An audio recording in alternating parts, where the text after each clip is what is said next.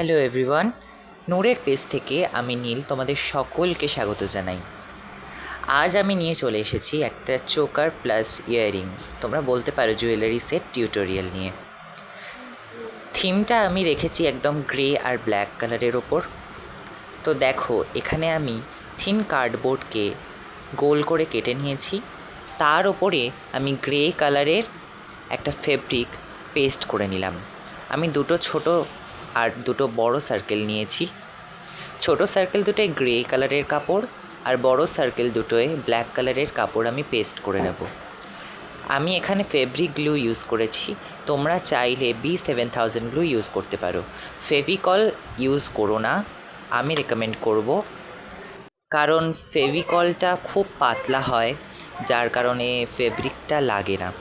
আমি তোমাদের বলবো হয় তোমরা B7000 না হলে ফেব্রিক গ্লু ইউজ করবে কাপড় পেস্ট করার জন্য।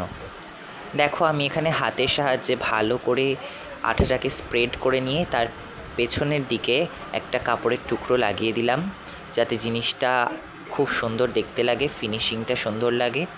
তারপরে আমি এই যে ছোট গ্রে কালারের যে সার্কেলটা বানিয়েছিলাম সেটাকে ওই ব্ল্যাক কালারের বেসের ওপর লাগিয়ে দেব। এবারে আমি নেব একটা সিলভার অক্সিডাইজের চার্ম।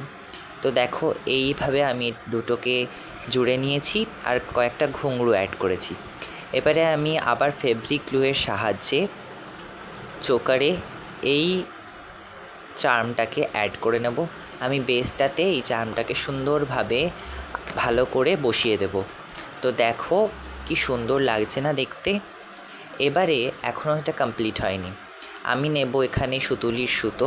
আমি নিয়েছি ডলি সুতো, তোমরা চাইলে যে কোনো ধরনের সুতো নিতে পারো, কিন্তু ডলি সুতোটা খুব ভালো হয়।